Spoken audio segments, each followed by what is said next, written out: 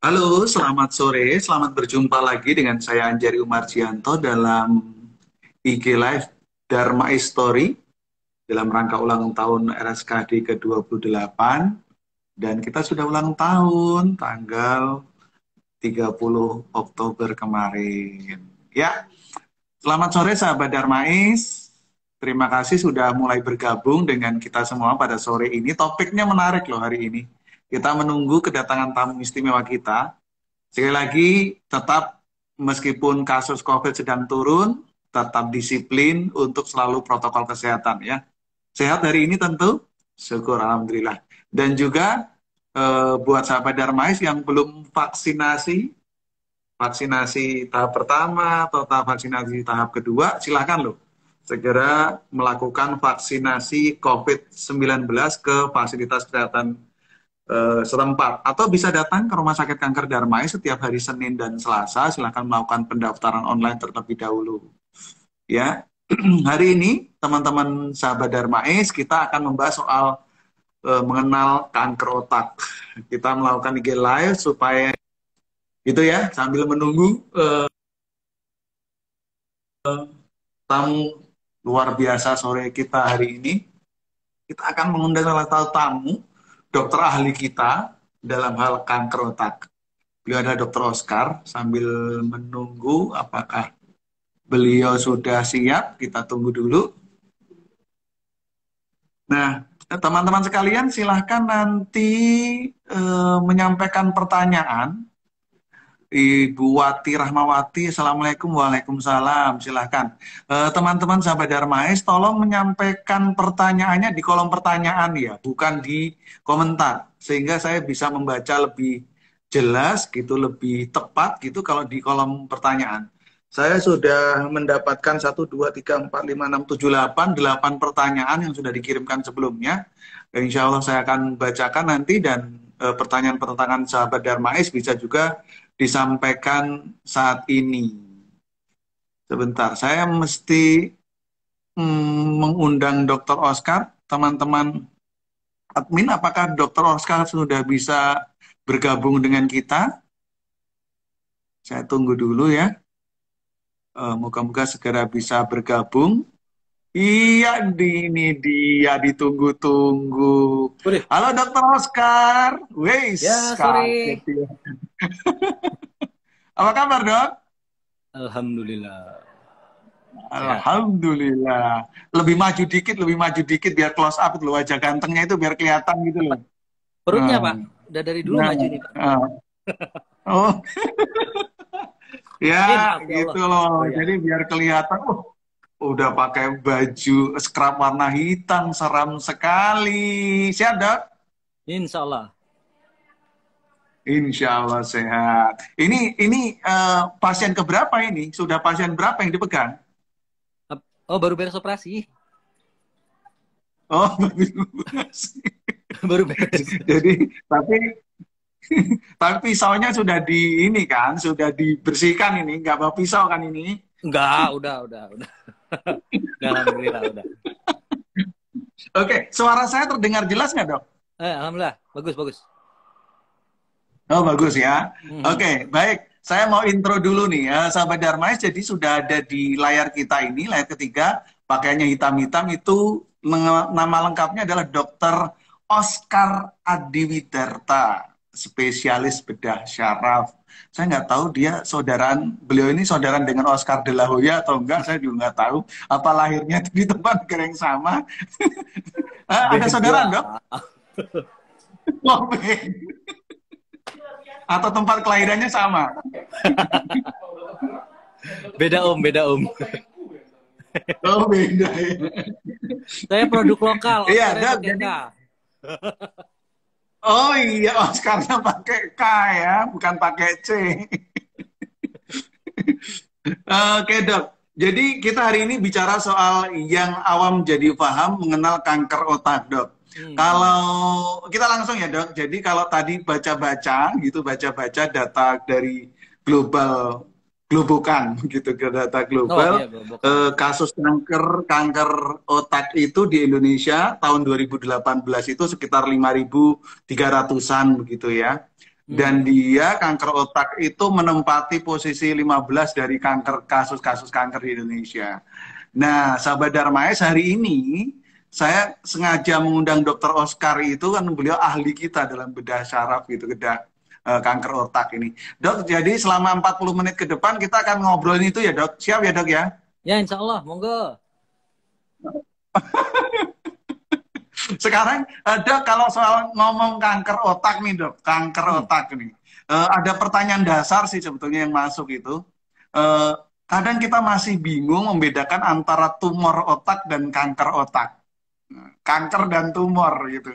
Nah, sebetulnya kapan sih kita mesti menyebut itu sebagai tumor otak atau kapan sebagai kanker otak, atau apa bedanya tuh? Sederhana aja dulu dari awal. Kalau paling sederhana sih ngomongnya yang satu jinak, yang satu ganas. Kalau tumor itu jinak, kalau kanker itu ganas. Cuman yang namanya kanker dibilang ganas ya kantong kering ya, jadi ya semua harus dikeluarkan baik untuk tindakan ataupun terapi lanjutan. Cuman sebenarnya mau dibilang tumor atau kanker di otak sendiri, bahkan suatu yang derajatnya hanya tumor atau dia bilang jinak gitu, tapi bisa menimbulkan gejala yang menyerupai ganas karena lebih berhubungan dengan lokasi dan gejala-gejala ataupun kecacatan saraf yang bahkan bisa bersifat permanen dan bisa juga mengancam jiwa. Tuh, jadi kalau dibilang untuk tumor, antara tumor atau kanker, perbedaannya dari derajat, yang satu jinak, yang satu ganas. Derajat. Okay. Cuman yang sebentar, ini sebelum ngomongin, sebentar, ada pujian buat Dokter Oscar nih. Dokter idola, murah senyumnya. Keren banget loh.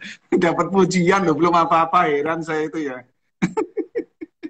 Artinya kalau tumor itu jinak, kalau kanker ganas. Pertanyaan dasarnya saya adalah, apakah di tumor, di kanker otak itu juga dibedakan antara tumor otak dan kanker otak? Apakah kanker otak itu selalu melalui proses tumor otak? Oh, pertanyaan bagus. Tumor otak bisa berkembang menjadi kanker otak. Ya, dari kenaikan derajatnya. Contoh kan kalau kita nyebut tumor bisa memang tumornya primer atau tumornya sekunder kan. Cuman kalau misalnya untuk tumor primer yang sifatnya tumor selalu kalau kita bilang sudah ada tumor ataupun kanker, berarti kan sudah ada kelainan bentuk yang menjadi tumbuh gitu. Ada sesuatu yang tumbuh bukan pada tempatnya sehingga membutuhkan ketemu dengan dokter bedah. Jadi kalau udah ketemu dokter apa bedah, sifatnya selalu tindakan. Nah, saat kita bilang dia mau jinak, mau ganas, tumornya jinak, tumor ataupun cancer, tetap target paling pertama itu selalu kita nyebutnya GTR, gross total removal, atau mengangkat sebisa mungkin keseluruhan dari tumor dengan mencoba untuk mempertahankan fungsi baik saraf maupun fungsi hidup gitu. Nah, jadi kalau kita bilang apakah tumor bisa berkembang menjadi sebuah kanker, kerap terjadi pada tumor yang tumbuh berulang ataupun pada tumor, contohnya dia sebenarnya derajat jinak, dilakukan tindakan tidak berhasil total semua, ataupun tumbuh lagi di tempat yang sama walaupun sudah terangkat semua gitu. Mungkin akarnya tersisa, biasanya menyebabkan kenaikan derajat. Nah, yang biasanya terjadi yang disebut derajat itu stadium ya, Dok ya? Ya, stadium. Tergantung jenisnya, ada tumor primer, ada tumor sekunder. Kalau memang dari stadium kan 1, 2, 3, 4. 1, 2 masuknya ke jinak, 3, 4 masuknya ke ganas. Nah, cuman kalau ada tumor khusus dari selaput otak itu derajatnya 3, 1, 2, 3. Itu. Cuman kalau udah 2, 3, 4. Saya pertanyaan baliknya gini. Pertanyaannya gini. Apakah bisa kanker tumor langsung jadi kanker, tidak melalui fase tumor? Jadi muncul langsung tumor, bisa? Langsung kanker? Sebenarnya kalau dibilang bisa, cuman karena kita ini screeningnya kurang bagus gitu. Biasanya pas terdeteksi udah menyampe ke pusat kesehatan, pelayanan kesehatan, umumnya sudah menimbulkan gejala, itu sebenarnya sudah terjadi keganasan gitu. Jadi kalau dibilang proses... jadi begitu ketahuan langsung stadiumnya lanjut? ya stadium lanjut. Kalau dibilang proses sebenarnya dari 1-2 langsung 3-4, nggak selalu. Ada yang memang sekali muncul langsung derajat tinggi. Selama ini nggak ada gejala. Nanti yang kelihatan tuh dari gejalanya. Kalau dia sifatnya jinak, dia progresivitasnya lebih lama, menahun lah gitu. Sedangkan kalau yang sifatnya ganas, biasanya bulan hitungannya. Dan defisit neurologisnya langsung jelas kelihatan. Gitu. Oke. Jadi dokter tadi udah bilang soal primer, sekunder, dan gejala. Tapi sebelum ke sana, saya mau soal ini. Coba secara awam dijelaskan dulu dok, kanker tumor itu apa? Terus biasanya nyerang ke usia berapa? Atau kemudian terjadi pada pria atau wanita? Ya, coba mungkin bisa dijelaskan di situ dulu. Ya karena kebetulan bekerja di pusat kanker gitu. Jadi yang mau di-sharing itu kalau untuk sebenarnya dibilang apa sih tumor otak itu ya kelainan pertumbuhan. Yang namanya tumor kelainan pertumbuhan, bukan tumbuh pada tempatnya, bukan pada selnya, bukan pada jenisnya.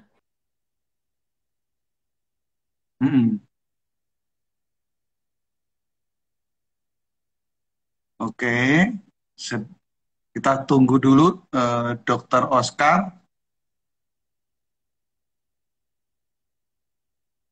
Dok, tadi sempat buffer, boleh diulang dok? Tumor otak adalah sudah kembali lagi dok? Masih bersama saya? Oke. Suara saya terdengar belum?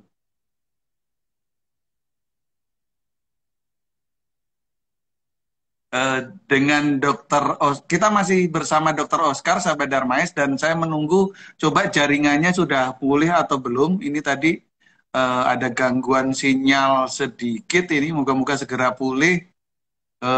Kita akan menunggu Dokter Oscar kembali. Jadi kalau kita bisa review sedikit tadi, perbedaan paling mendasar soal tumor dan kanker adalah pada tingkat derajat keganasannya. Bagi tumor yang bisa disebut benjolan atau pertumbuhan yang tidak pada tempatnya itu bersifat jinak, itu biasa disebut tumor. Sorry, ada telepon masuk tadi. Oke, saya paham dokter.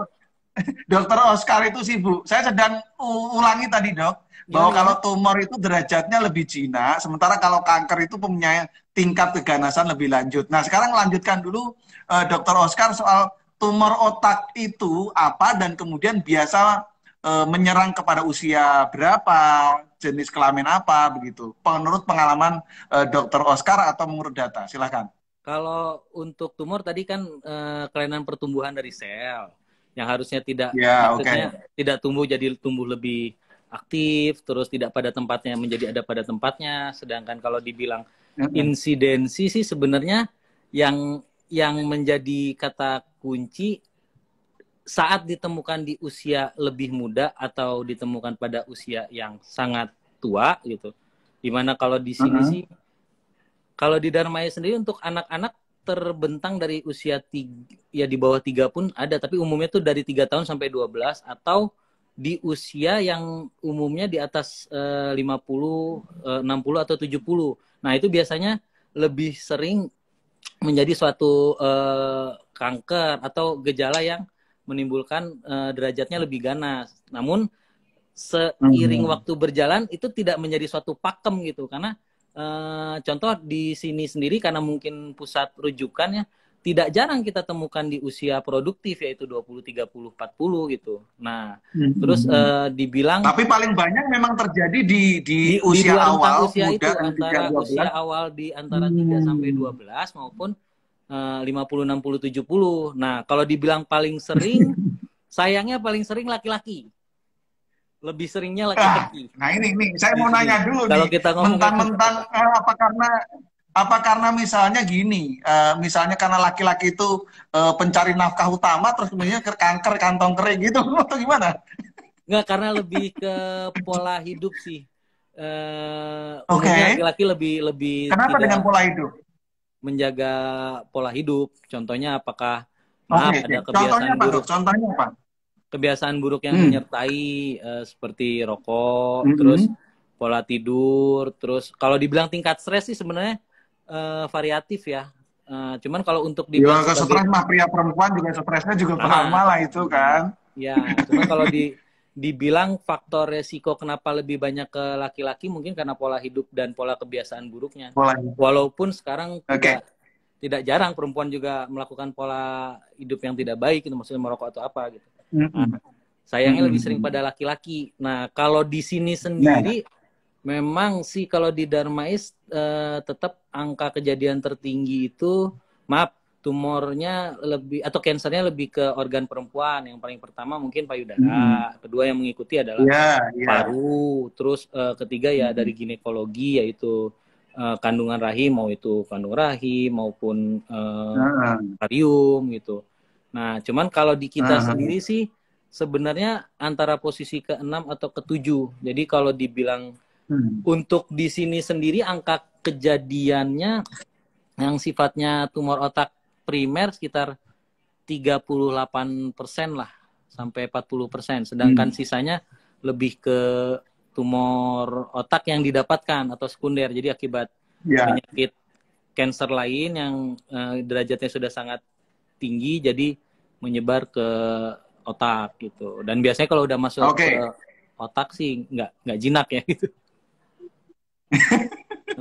Saya nanti akan dalami ini. Jadi sahabat Darmais, dari penjelasan Dr. Oscar yang perlu kita cermati adalah ternyata lebih banyak terjadi pada pria kanker otak ini. Jadi tolong yang kita yang pria-pria lebih hati-hati nih ya kan. Meskipun buat perempuan juga tetap harus waspada. Terus kemudian terjadi di uniknya memang di awal usia, jadi di usia 3 sampai 12 atau malah mungkin di usia akhir atau dewasa di atas 50 tahun. Di tengah-tengah ini mungkin juga kalau yang di akhir itu mungkin karena perilaku yang kalau dokter Oscar risikonya lebih tinggi karena perilaku hidup kita gitu ya dok ya. Nah kemudian kalau saya ditanya dok, kanker itu ada berapa tadi? Dokter mengatakan primer, sekunder, apakah itu jenis kankernya dan pembedaannya di mana tuh?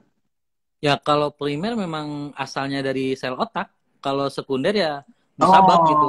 Jadi dari organ lain nyebrang ke otak gitu. Kalau jadi pembedanya segitu ya. Kalau primer itu memang kankernya tumbuh di otak. Gitu. Kalau dibilang primer untuk organ otak sendiri ya ada 10 elemen dari penyusun otak yang bisa menjadi tumor primer otak. Sedangkan kalau tumor sekunder kita agak enak ngomongnya kan. Apapun yang didapatkan yang sifatnya anak sebar disebut sebagai tumor sekunder otak. Tapi kalau tumor primer itu ya dari selaput otaknya sendiri ada, dari sel otaknya sendiri ada, dari organ otak yang memproduksi cairan otak ada gitu. Ya itu. Jadi kalau dibilang artinya sebenarnya kalau sederhananya kanker primer itu kalau memang di dalam otak itulah tumbuh kanker gitu ya. Kalau yang saja. Ada sebaran dari yang otak lain saja, dari yang lain baru ke otak gitu biasanya. Gitu. Ya, kira-kira lebih banyak mana dok kasusnya? Kalau di sini karena kita rujukan berimbang sih, hampir-hampir mirip antara yang ya karena biasanya yang dirujuk ke kita tuh udah stadium tinggi sih, terutama untuk tumor-tumor sekundernya gitu, dan biasanya sudah menimbulkan manifestasi gejala lanjutan yang sayangnya kadang sudah primernya nih misalnya payudara sudah dilakukan tindakan terus alhamdulillah gitu survival rate bagus, sudah kemo, radiasi, namun beberapa tahun setelah itu baru timbul gejalanya yang di otak gitu. Jadi pada saat dibilang primernya sudah gitu, kita kan nggak tahu prosesi yang sudah terjadi pada saat pengobatan tumor primernya ternyata sudah ada sebaran yang ke otak gitu. Udah sampai ke otak. Itu yang disebut kanker otak sekunder ya? Ya, kanker otak sekunder atau metastasis. Dan yang menarik dari dokter Oscar tadi adalah begitu sudah sampai ke otak berarti stadiumnya biasanya sudah lanjut ya. Stadium lanjut. Jadi kalau kita udah nyebut stadium lanjut itu kan lebih ke arah pengobatan tidak selesai dengan hanya tindakan, tapi harus ada penyerta yang bisa menyertai itu antara kemo atau radiasi gitu obat kemoterapi atau Oke. terapi Dokter suntik. Oscar, ini sudah ada banyak pertanyaan. Saya akan coba tanya, tapi sebelum ke sana, Dok, seberapa pasti namanya kanker bahaya, tetapi menurut saya risiko terhadap kematian atau seberapa membahayakan kanker otak ini kalau udah terlanjur nyerang kita gitu. Ini ngomongnya agak luas kalau ngomong kayak gitu. Kalau dibilang seberapa, kita dalam mengobati itu kan pasti ada harapan. Cuman yang paling sering Iya. tolak ukur itu kalau kita bilang sebuah cancer ya, punten ya, cancer berarti ganas. Yang kita perjuangkan itu hitungannya sebenarnya disebut sebagai survival rate. Karena saat kita bilang ganas, umumnya yang kita perjuangkan life saving ya, Bu. Karena belum tentu fungsional saving. Karena kalau untuk literatur sendiri, suatu cancer yang sifatnya derajat akhir untuk primer otak, yang biasa disebut sebagai glioblastoma, itu terbentang antara 13 sampai 34% untuk 5-year survival rate-nya. Memang kok kelihatannya kok kecil ya, Dok. Tapi itu pun harus dengan tindakan, harus dengan terapi sambungan, yaitu kemo atau radiasi. Dan setelah itu ya masuk fase observasi berkala gitu. Cuman kalau dibilang apakah sembuh, ya kesembuhan memang dari Gusti Allah, teman kita kan yang kita lakukan adalah kontrol sebutannya sebenarnya. Jadi artinya setelah terapi melakukan kontrol. Maksudnya apa yang kita lakukan itu belum tentu, karena skala definisi sembuh ini setiap orang beda. Jadi kalau kita nyebutnya ya nauzubillah min dzalik, bukannya ujub diri ataupun takabur gitu ya. Karena di bagian saraf itu agak berbeda. Misalnya ada tumor di otak, kan nggak mungkin saya angkat semua. Karena mau apapun itu masih ada fungsinya. Jadi kalau dibilang apakah bersisa, kita yang nggak pernah tahu itu akarnya gitu. Makanya kalau untuk ganas selalu dilakukan terapi lanjutan. Nah, cuman kalau kita bilang kesembuhannya sendiri, saat kita bilang kesembuhan itu buat kita tumor tidak bertambah besar atau alhamdulillah bahkan habis gitu. Dan pada kontrol berkala, misalnya dalam 3 bulan sekali, rutin melakukan pemeriksaan. Kenapa dia 3 bulan sekali? Karena kita akan lebih waspada saat pemeriksaan itu dilakukan lebih sering dan lebih cepat. Jadi sehingga kalau pasca tindakan, terutama pasca tindakan itu ya, Dok ya? Ya, biasanya pasca tindakan. Jadi apakah mencegah keberulangan atau apa gitu, pertumbuhan lebih besar gitu. Gimana?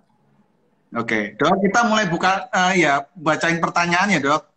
Ada 8 di kertas saya ini, tapi ada yang langsung nih, coba saya bacakan dulu dari Lia In Laurencia. Dok, mau tanya, apakah kanker otak itu dapat terjadi pada batang otak? Dan apakah tumor kanker otak itu harus diangkat? Nah, jadi apakah kanker itu bisa di batang otak, dan apakah tumor kanker itu bisa kanker otak itu harus diangkat? Silakan, Dok, dari Lia. Kalau ya, terima kasih untuk pertanyaannya itu. Saat kita bilang kanker otak, sebenarnya tidak terkerucutkan menjadi hanya di otak saja. Karena yang perlu kita ketahui itu, secara otak itu bukan hanya otak, kita sebutnya sebagai sistem saraf pusat. Jadi otak, batang otak, tulang belakang dan sumsum tulang belakang itu menjadi satu kesatuan. Jadi pada saat pertanyaan bisa di batang otak, bisa. Nah, terus pertanyaan keduanya, apakah harus diangkat? Harus diangkat. Kita bilang diangkat itu karena gini, tadi seperti yang di awal saya sudah sempat bilang, mau apapun sakitnya, kalau sudah ketemu dokter yang depannya bedah, berarti ada 2 hal. Satu, yang terjadi adalah kelainan bentuk, bukan kelainan fungsi. Ada sesuatu yang tumbuh bukan pada tempatnya sehingga membutuhkan tindakan. Yang kedua, tujuan untuk tindakan itu bersifat yang paling pertama diagnostik, karena mau apapun itu harus tahu dulu tumor ini atau maupun si daging tumbuh ini apa, asalnya dari mana, jenisnya apa, derajatnya berapa, baru nanti bisa ditentukan untuk kelanjutannya. Jadi kalau dibilang apakah tumor itu harus dioperasi, kalau dia sifatnya sudah menimbulkan gangguan, terus yang kedua terbukti dari pemeriksaan secara berkala sudah menimbulkan pembesaran, berarti itu sudah ada progresivitas massa, jadi lebih baik dilakukan tindakan.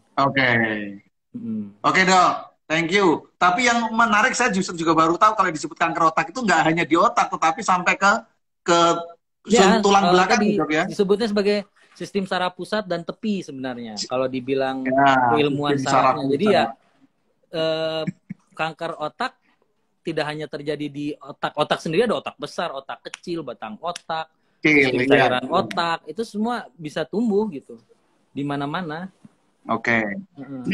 Yang enak cuman makan otak-otak sih dok. Jadi ya enak ya kan itu kan yang otak-otak. Ya, gulai otak. Ya. Oke dok. Gulai otak. Itu kapan mau traktir saya kalau itu? Janganlah, sekali-kali traktir lah kita nih. Dok, dari David Gajah. Dok, izin bertanya, kalau tiba terdiagnosis kanker saat kehamilan muda, bagaimana dok diagnosisnya? Wah, ini apa nih? Waduh. Jadi lagi Ini hamil muda. kanker saat kehamilan ya, maksudnya kanker otak nih maksudnya mungkin dok. Coba Ya, kalau pas kehamilan terdeteksi kanker otak gimana dok? kalau untuk itu butuh kerjasama sama teman di bidang kandungan juga ya, karena kan tetap kita bilang kandungan kan menyelamatkan bayi dan orang tua. Memang benar pada saat terjadi peningkatan tekanan di dalam anggota tubuh lain, contohnya di dalam perut, contohnya apakah dia mengedan atau dia nanti bahkan batuk ataupun berbangkis atau bersin, bisa meningkatkan tekanan di otak. Nah, akan menjadi suatu hal yang pelik saat ini terjadi kehamilan, itu tidak bisa dinilai dari satu sisi untuk tumor otaknya gitu. Saat kita ngelihat di sini sih memang alhamdulillah ada gitu. Bukan alhamdulillah sih, maksudnya pernah ada dikonsulkan dari sebelah. Itu biasanya kita butuh family meeting dulu, karena mau apapun itu kan kita sebagai dokter kan sifatnya konsultasi, bahwa kita memberikan informasi semuanya gitu. Kita utarakan A dan B-nya, biar nanti harus dinilai dulu secara bersama dan mana yang mau diutamakan. Maaf, misalnya apakah ini kehamilan pertama dan terutama keluarga inti lebih memilih untuk mempertahankan kehamilan. Kalau dia sifatnya cancer, itu yang butuh perjuangan. Karena pada saat cancer itu terdiagnosa dan dia membutuhkan terapi lanjutan, sayangnya semua obat-obat ataupun tindakan yang sifatnya terapi lanjutan bersifat mengganggu ataupun merusak pertumbuhan janin. Jadi kalau kita juga harus melihat kan, case by case, tidak simpel lah gitu. Tapi kalau kata kuncinya kalau terjadi hal itu butuh riung rembuk baik tenaga ahli kesehatannya sama keluarga inti pasiennya. Itu kompleks. Dok, ini ini banyak yang nanya soal gejala nih. Ada dari ada dari Putri Sema, ada dari Arini, ada dari Wulan. Ini rata-rata sama pertanyaannya. Tadi udah bicara banyak nih soal kanker otak, dok. Sekarang bicara gejalanya. Tadi jenisnya sudah, sekarang bicara gejalanya yang bisa dikenali oleh orang awam nih, dok. Yang dikenali apa sih gejala otak ini, terus kemudian tanda-tandanya kayak apa, kayak gitu. Silakan, dok. Gejala itu terbentang dari yang paling ringan itu adalah nyeri kepala. Nyeri kepala itu salah satu penanda tekanan di dalam otak meningkat. Nah, pada saat nyeri kepala atau tekanan otak itu terlalu tinggi, nyeri kepalanya ada bersifat khusus, di mana dia biasanya disertai dengan keinginan atau dorongan untuk muntah, tapi muntah juga bukan muntah yang biasa, disebut sebagai muntah proyektil, yaitu muntah yang menyemprot. Terus yang kedua, selain itu ada juga yang umumnya terjadi gangguan saraf, karena tergantung lokasinya. Kalau misalnya contoh di depan, otak bagian depan selain dia pusat gerakan, pusat sebagai sensorik, pusat bicara, pusat perilaku, itu juga tergantung tempat. Jadi kalau dibilang gejala, yang paling pertama itu nyeri kepala, yang kedua bisa disertai dengan turun kesadaran, di mana kesadaran itu kan antara respon dan isi kesadarannya juga menurun. Dan yang ketiga, kalau sudah terjadi gejala neurologis ataupun gejala saraf yang menyertai, yang nauzubillah min zalik, mohon maaf, biasanya itu kita sebenarnya ngitungnya kejar-kejaran kalau sudah terjadi gejala gangguan saraf. Karena mohon maaf, Saraf, oke. satu-satunya fungsi yang dikasih Tapi Allah nggak secara balik itu gejala, Dok, saraf. secara intensitas sakit kepala yang dimaksudkan, apalagi disertai untuk Nah, mendorong muntah tadi, itu yang intensitasnya seberapa sering? berulang, terutama biasa di pagi hari, karena Berulang. pada pagi hari itu nyerinya Oke. sampai hendak muntah itu karena pada pagi hari biasanya produksi cairan otak diproduksi ulang di situ gitu. Jadi lebih meningkatkan tekanan. Oke, Nah, jadi jadi bukan dan pusing, ketika minum obat-obat yang penghilang sakit kepala nggak hilang juga gitu nggak ya, Dok? hilang, hanya sementara. Biasanya hilang sekali Hmm. minum, ini 2 jam 3 jam kok jadi lagi, nggak mempan diobatin gitu, pakai Hmm. obat warung. Nah, terus kalau untuk gejala sendiri Nah, sih, kalau udah ngerasain seperti itu, Dok, jadi sakit kepala yang sakit bener, berulang, ingin mendorong muntah, apa yang sebaiknya kita lakukan sebagai langkah awal gitu ya? Dan semoga itu nggak kemudian terlambat. Apa yang mesti dilakukan? kalau yang paling pertama sih mencoba menemui tenaga kesehatan ya. Kalau bisa dari dokter minta Hmm. rujukan kan. Kalau dibilang Hmm. saat keluhan tidak menghilang, terus bertambah malah makin berat, berarti ada sesuatu nih di kepala Hmm. saya gitu. Ataupun Hmm. pemikirannya seperti Hmm. itu. Alangkah lebih baik Hmm. menemui tenaga kesehatan di pusat kesehatan yang cukup tinggi yang Untuk memiliki pemeriksaan pemeriksaan, tentunya ya. ya pemeriksaan lanjutan, karena sayangnya kalau kita Hmm. melihat sesuatu yang sifatnya isi di dalam tengkorak tidak bisa dengan foto polos saja, atau harus minimal ada pemeriksaan imaging yang lebih Iya. tinggi, yaitu CT scan atau MRI gitu. Iya. Ya, temui tenaga kesehatan Jadi terdekat sakit saja. kepalanya memang berulang ya, Dok? Misalnya hari ini, ntar sore atau besok lagi gitulah ya. Ya, beda. Jadi bukan sakit Intan. kepala biasa gitu. Iya. Kalau sakit kepalanya tiap akhir bulan gimana, Dok? Itu Oh, kira-kira bagian dari sakit itu nggak? kanker Pak, kantong kering itu Pak namanya Pak.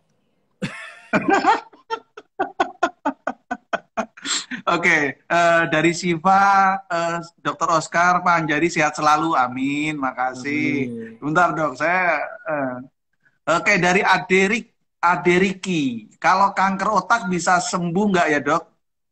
Bisa sembuh nggak dok, kanker otak?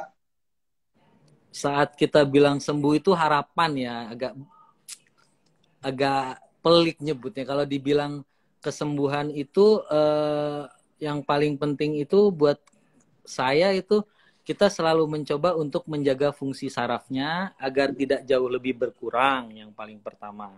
Yang Mm-mm. kedua, untuk rehabilitasi fungsi itu Mm-mm. bekerja sama dengan bagian lain, yaitu rehabilitasi medik. Cuman kalau saat kita bilang Mm-mm. kesembuhan, terutama untuk mohon maaf yang derajat lebih tinggi, itu yang amat Tinggi. sangat sayangkan, maksudnya derajat ganas gitu. Kita sifatnya tidak menyebut sebagai sembuh total. Dalam arti kata sembuh itu Mm-mm. artinya terkontrol, yang seperti tadi saya bilang, Mm. size tidak bertambah, gejala neurologis tidak bertambah, dan pasien bisa Mm-mm. mentoleransikan, ataupun keluarga pasien bisa membantu untuk mentoleransikan apa yang sudah terjadi. Kalau dibilang bisa sembuh, bisa kok. Bisa dijalani, Bisa. Artinya ya tergantung dengan misalnya stadiumnya. bedah gitu. Oke, artinya dengan intervensi misalnya bedah atau kemudian kemo ada nggak? Kemo Ya, penyinaran itu bisa meningkatkan angka harapan hidup gitu ya, misalnya pasti, gitu ya dok ya, bisanya. pasti meningkatkan. Hmm. Karena kan Dan ya juga dengan kualitas ya, hidup ya tentunya. alhamdulillah dengan kemajuan teknologi sekarang, di mana operasi makin presisi, terus Mm-mm. obat-obatan terapi lanjutan sudah mulai mampu untuk diberikan oleh pemerintah, baik pemerintah daerah atau pemerintah Mm-mm. pusat. Insya Allah bisa. Kalau dibilang sembuh itu prinsipnya mau sakit apapun, kesembuhan itu bila satu terdeteksi lebih awal, kedua Nah, kuncinya di diintervensi situ. lebih Berarti awal. tahu lebih awal, jadi deteksi dini jadi Ya, kata kunci di sini ya dok ya. ya. Sayangnya kan kalau kalau Hmm. misalnya bukan dianaktirikan sih ya, maksudnya gimana ya? Kan kalau deteksi dini itu lebih banyak pada organ lain, contoh deteksi dini kanker payudara, Oh. paru, usus. Sedangkan kalau untuk kanker otak sendiri itu biasanya ya tadi, kalau udah nyeri kepala hebat baru ngerasa, terus udah ada maaf kejang, tiba-tiba turun kesadaran, kejangnya kejang berulang gitu. Dan untuk kemajuan teknologi sendiri banyak selalu ada paradigma operasi di luar. Maaf, ini kita ngomong di luar negeri itu lebih baik. Sebenarnya tidak, karena kalau untuk alat sendiri ya alhamdulillah di kita juga di provide kok. Ya seperti Di intraoperatif kanker Darmais monitoring. maksudnya ya, rumah sakit kanker Darmais mumpuni lah ya. Iya. Mikroskopnya yang bisa brain mapping gitu. Sudah. Jadi ya kata kuncinya tadi, ada gejala dikit lebih baik waspada. Ya memang terlalu takut juga lebay gitu. Cuman masalahnya kalau dia berulang, kita sudah mencoba mengobati, kok tetap tidak menghilang, alangkah lebih baik memeriksakan diri. Tadi deteksi lebih dini diketahui, lebih dini bisa diintervensi. Lebih dini, ya, Ada dua pertanyaan terakhir dok sekaligus saja ya. Dari On Journey, bagaimana mencegah metastasis ke otak dan bagaimana menjaga supaya tidak relapse. Itu dari Journey. Kemudian tingkat keberhasilan operasi kanker otak itu berapa besar dok? Dari Elran. Silakan tuh dua pertanyaan terakhir yang saya bacakan dok. Yang pertama dulu ya, mencegah gimana tidak nyebar ke otak. Sebenarnya suatu pertanyaan yang sulit karena mau apapun tumornya untuk di organ lain pun sudah dilakukan kemo ataupun radiasi ataupun terapi tambahan, masih ada kemungkinannya untuk penyebaran. Nah, bagaimana kita bisa mencegah? Kalau mencegah itu dengan pemeriksaan yang lebih tinggi lagi sih, sebenarnya ada yang dinamakan, salah satunya adalah whole body PET scan ya. Jadi kayak sidik seluruh tubuh, apakah ada gejala-gejala di organ lain yang sifatnya bersifat tangkapan, ada nih kayaknya kecurigaan tumbuh suatu penyebaran di situ. Ya itu bisa dilakukan. Terus yang kedua ya lebih sadar terhadap fungsi tubuh sendiri gitu. Terutama untuk rekan-rekan lain yang memang memiliki riwayat keganasan di daerah lain, selalu ada penyebaran yang sifatnya satu ya penyebaran langsung bersentuhan, yaitu organ tubuh yang berhubungan langsung dengan organ kansernya. Yang kedua ya penyebaran jauh, bisa melalui darah ataupun penyebaran organ paling jauh ya ke otak. Jadi selalu waspada kalau ada gejala yang sifatnya menyerupai pertumbuhan suatu kanker. Menyerupai. Ya. Terus berapakah angka keberhasilan?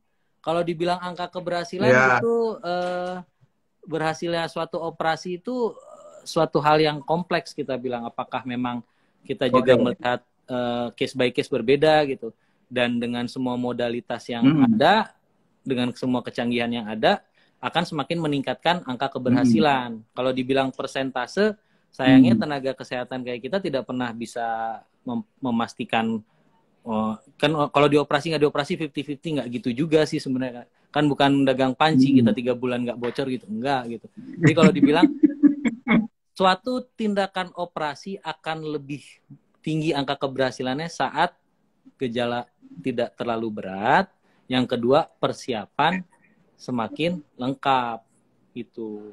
Ya, pemeriksaan itu ya terkait dari kesiapan tubuh untuk dilakukan tindakan operasi, kesiapan imaging untuk pemeriksaan operasi, pemeriksaan imaging sebelum operasi. Baru setelah itu ya kesiapan alat dan tim operator.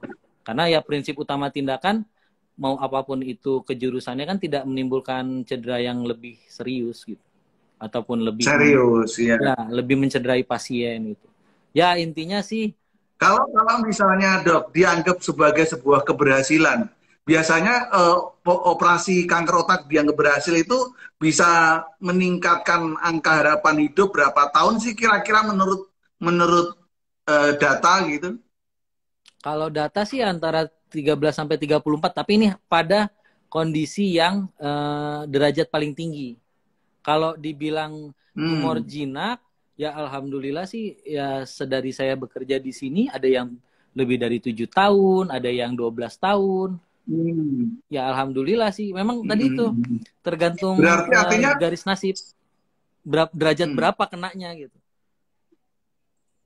Oke, artinya sebetulnya upaya operasi kanker otak itu juga intinya kalau semakin cepat diketahui pada stadium-stadium awal akan lebih baik.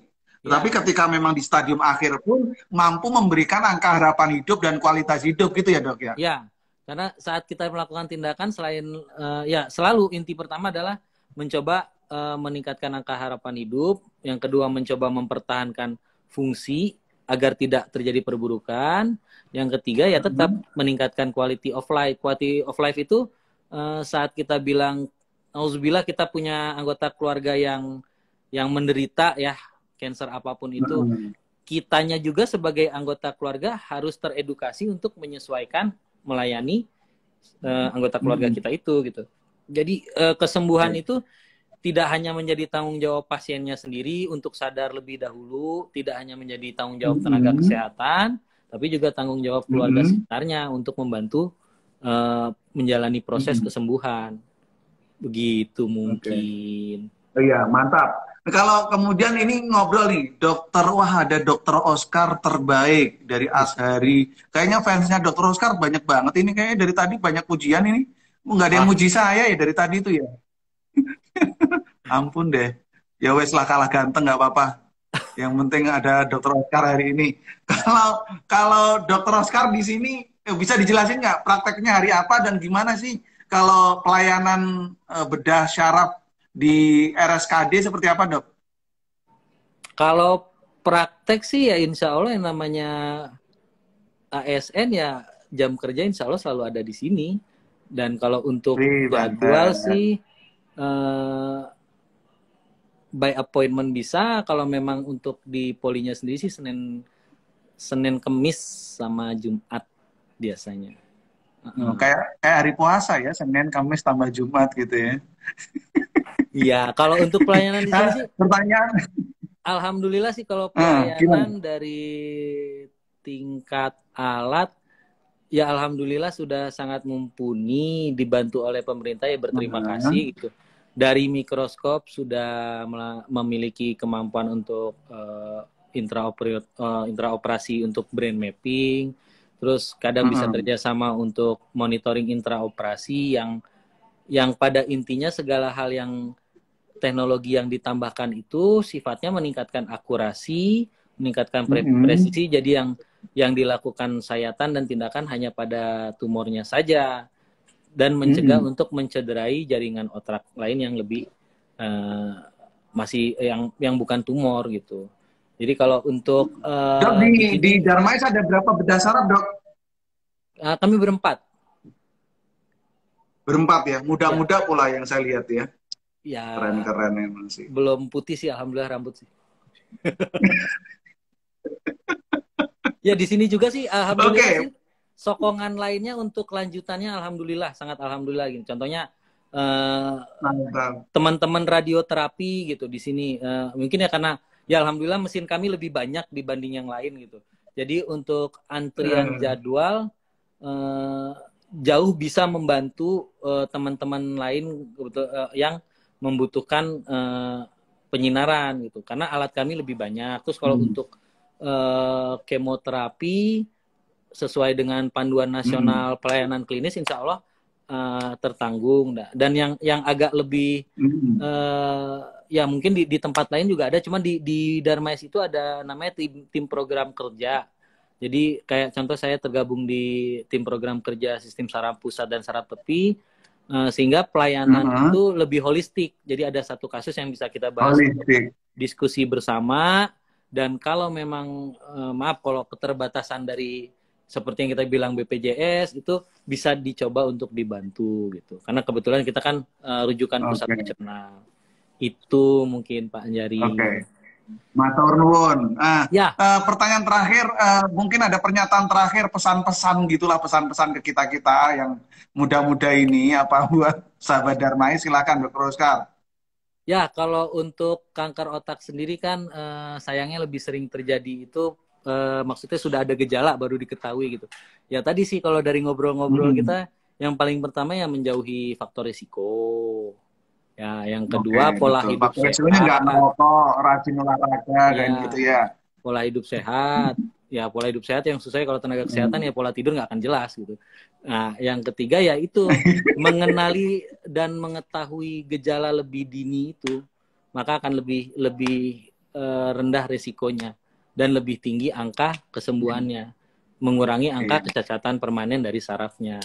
Ya, iya. gitu. Kalau Iya, memang tetap lah ya, butuh mencegah lebih baik daripada mengobati kan gitu ya, dok. mencegah lebih murah dari mengobati, Om. Oke, sekarang berubah. Mencegah lebih murah dari mengobati. Nah, tambah satu lagi nih. Oke, Iya. dokter Oscar Adi Widarta, spesialis bedah saraf. Matur nuwun, terima Ya, kasih. ya, Ngomong-ngomong, kalau mudah-mudahan bisa olahraga jadi tadi, barokah olahraga buat yang Om. suka, amin, Bagaimana? pastilah dari Pak Joroka. Olahraga kesukaan apa, dok? Sepak bola, Mas. Sama diving Saya, sih. oh Sekali iya, diving. iya. Heeh. Iya bener-bener. Saya berapa kali diajak pengen diving tuh sama Dokter Firdaus. Kapan-kapan ngajak dulu ya. Boleh, boleh. Sekaligus bayarin gitu loh. Boleh. Bayarin, bukan cuma ngajak. Mudah-mudahan ada Sekali rezekinya. lagi terima kasih Dokter Oscar. Selamat bertugas. Salam sehat untuk teman-teman. Salam buat SMF Bedah Saraf ya. Matur nuwun. Ya, makasih. Pamit. Mami matur nuwun. Baik sahabat Assalamualaikum. Darmais, demikian tadi obrolan kami dengan Hah? Dokter Oscar Adi Syaratnya? Widarta, spesialis bedah saraf. Kemudian tadi Ribet-ribet. obrolannya sangat seru soal bedah Oh iya, saraf. iya. Dan kita teman-teman sudah bisa ngambil poinnya gitu. Intinya begini bahwa kanker otak bedanya dengan tumor tadi dikatakan bahwa ini tergantung keganasannya. Jika sudah ganas memang disebut kanker otak dan gejala yang mungkin bisa dikenali adalah seperti tadi rasa sakit kepala yang sakit kemudian didorong sakit kepalanya itu juga ingin muntah begitu dan intensitasnya juga sering. Jadi jika Anda sahabat Darmais mulai mengalami itu sebaiknya memang melakukan pemeriksaan ke fasilitas kesehatan terdekat atau memang bisa juga ke Rumah Sakit Kanker Darmais. Demikian dari obrolan IG Live Darmais Story sore ini. Kita akan berjumpa minggu depan pada topik yang menarik lagi. Sebelum ditutup, kami ucapkan selamat kepada sahabat Darmais 10 orang yang sudah memenangkan lomba video kabar baik atau kesan baik terhadap Rumah Sakit Kanker Darmais dalam rangka HUT Darmais ke-28 30 Oktober 2021.